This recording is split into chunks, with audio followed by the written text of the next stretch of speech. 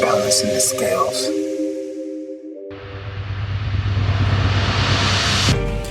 Hello, everyone, and welcome back to another episode of Balancing the Scales with Orlando J, where we dive into that deep stuff and we try to evolve our thoughts a little bit about the way we are currently living our life on a day-to-day basis.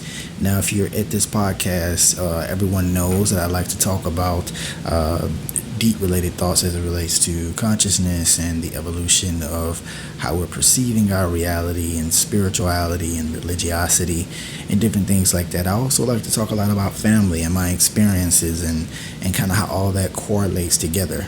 In essence, I'm doing this because I want to share my experiences with you in hopes that what you go through and what I go through can run in parallel so that we can help empower one another and uplift one another within consciousness and within our everyday thoughts. So before I get into my topic for tonight, I actually want to pay the bills. I just want you to know that you are loved, you are appreciated, your experiences are necessary, and I truly appreciate you, especially if you decided to jump into this podcast today. Oh, and by the way, you can actually listen to me on the Apple Podcast. You can check me out on Spotify. I'm on Stitch. I'm on Google Podcasts. I'm pretty much everywhere. And I appreciate all of my listeners, those who have been following me. As you do know, I was on a slight sabbatical, taking a little bit of break and kind of collecting my thoughts. A lot of it had to do with not being able to create. You know, you lose your creative space, and then it becomes very difficult for you to make content and follow along with that content and keep that content going. You know, the hustle and bustle of life tends to do that to you. But anyways, I want to go ahead and get into our topic tonight, and what I'm going to talk to you about is conscious magnetism. Now, I may have invented that, but that's okay, because basically it's the understanding of how your consciousness draws things to you. It attracts certain things to you, certain people to you, certain situations and circumstances, and all of this plays a factor into what I call conscious magnetism, or the art of attraction, whatever you want to call it. Now, I did do a podcast on the art of attraction, so you'll be able to check that out. I believe that came out on Sunday at 9 a.m. And this podcast will basically be a extended version of that. So let's get into it. So conscious magnetism. Oh, the beauty of consciousness.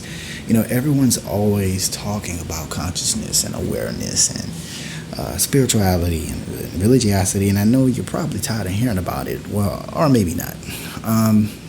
So I had been reading this book, and I kind of mentioned this previously, called The Kabbalion, and it really changed my life. It changed really the way that I think about a lot of different things, and it had a huge impact on me, man. Like, you know, if you're hearing this book for the first time, I'm pretty sure that you're either A, you're going to probably check it out, or B, you have probably heard of it, or if you haven't, it's called The Kabbalion, and let me tell you, unless you're ready for that type of information, be mindful. It will challenge you. So in order for us to really get deep into what we want to talk about, you know, I want to give my breakdown of what I think consciousness is. And my breakdown may not be your breakdown, but at the end of the day, nevertheless, we are one mind. So, and in that one mind, there are many different compartments of thought that arrive to the same primary point, the primary point of what we're trying to accomplish. Even though we may have different variations of that, it's still the primary point of what we're trying to accomplish, right? So I look at it this way. So the conscious mind draws from its environment, right? The conscious mind draws from its surroundings. And so it's very important to understand that as you come into awareness, as you come into knowledge of self, you realize that every piece and every component that's attached to you plays a huge role into how you're perceiving your consciousness. Now, the consciousness is the mind, is the mind observing its surroundings.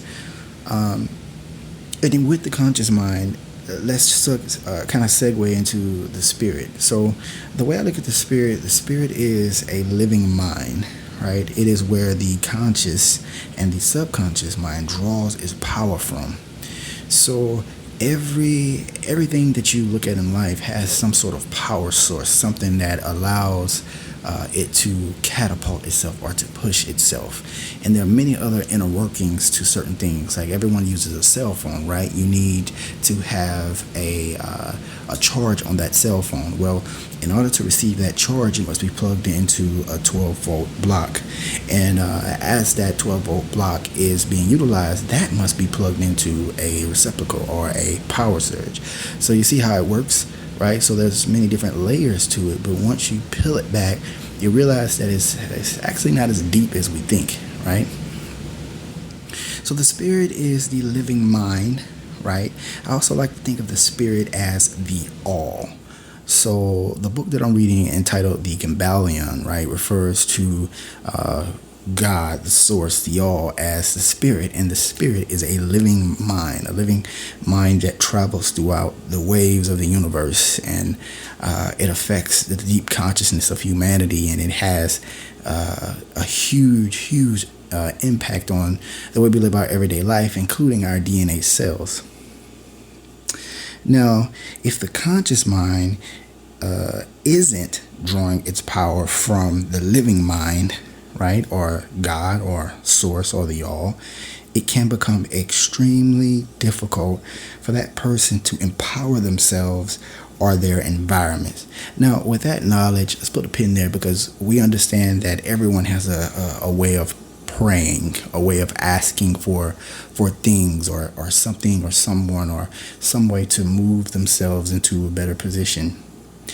If you understand the way the conscious mind and the subconscious mind and the living mind, the spirit, works, if you can allow all three of them to come into conjunction, it will alter the way that you're able to draw and attract certain things, people, places, things, circumstances, financial increases in your life. And you have to understand that all these things has to be physical manifestations. So the way that they come, you must be aware of how they're coming. So it's definitely a layered experience, right? Now let's talk a little bit about the subconscious mind, because I got my little notes here, because I don't want to lose myself. I can't go off on a tyrant, so I'm trying to keep myself centered, and I definitely want to keep your attention as much as possible, right?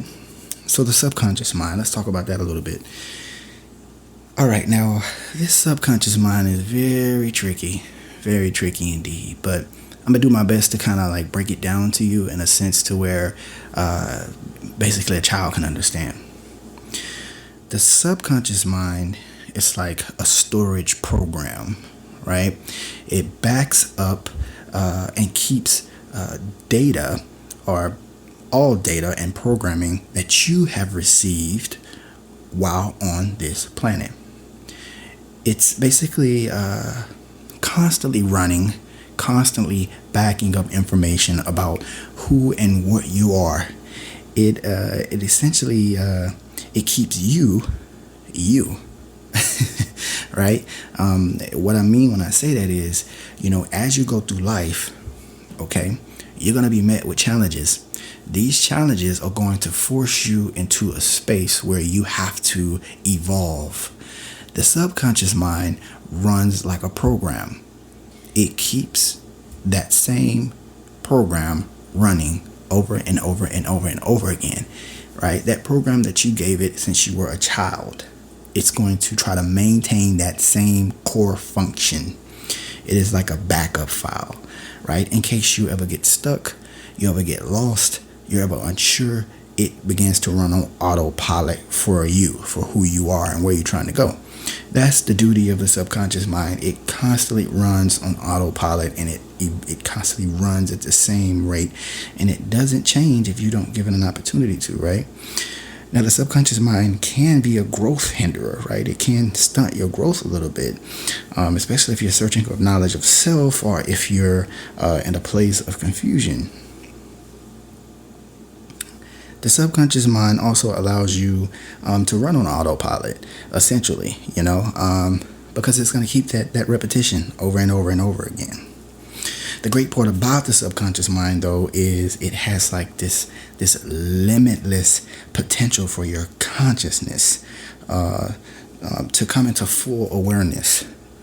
So while it is like a limitless backup storage file for all of the information that you are aware or that you're conscious of that you're collecting, or you're unconscious that you're collecting, it's storing it, right?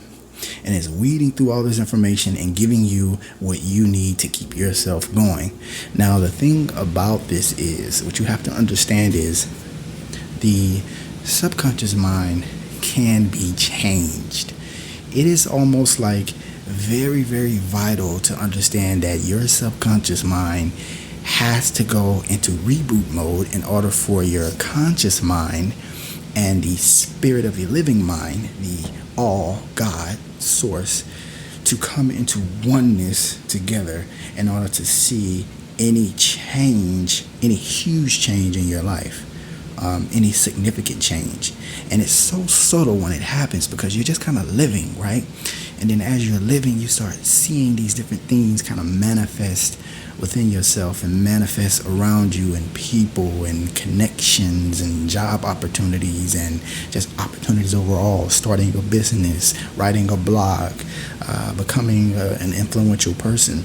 You know, the subconscious mind, the conscious mind, and the spirit of the living mind, or the all or source, it's kind of coming together to physically manifest things around you. Now I want to say this. Everything that I just told you, I told you from a perspective of science, but I also told you from a perspective of spirituality. The most difficult thing about all of this is, how can what I'm telling you right now affect you in a positive way? Or negative. It can be a positive or a negative way. I mean, it really doesn't matter, because they're all necessary, because they're a part of who you are and what you're becoming.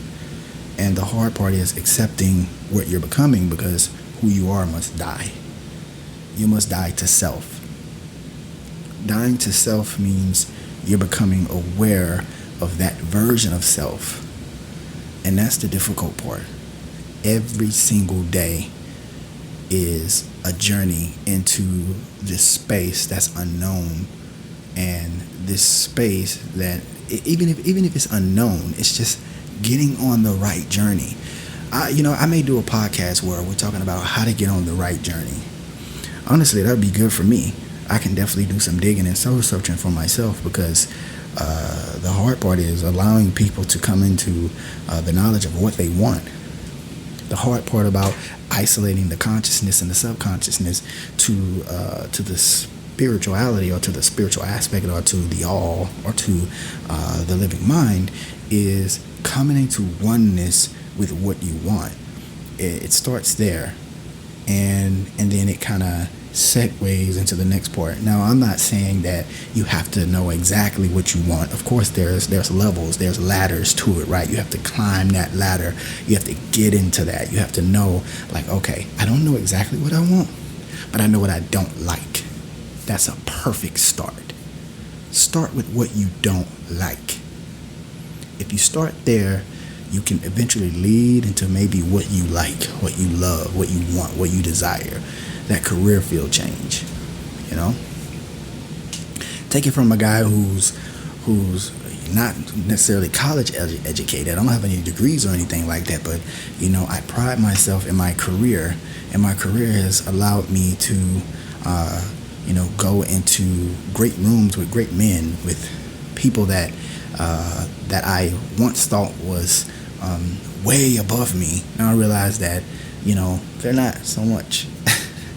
This is like conscious evolvement. And it's difficult for a lot of people to maybe understand what I'm trying to say as we close out this last minute. But I want you to know that every single experience that I'm having will soon be your experience, or was your experience, because we're all connected in some way, shape, form, or fashion. Your experiences are no different than my experiences, and my experiences are no different than yours. It's just all about understanding that they are truly experiences and accepting them for what they are. I love you guys. I appreciate you for listening. Make sure that you share this podcast with your friends. Make sure that you rate me on the Apple Podcast, on Spotify, wherever you're listening.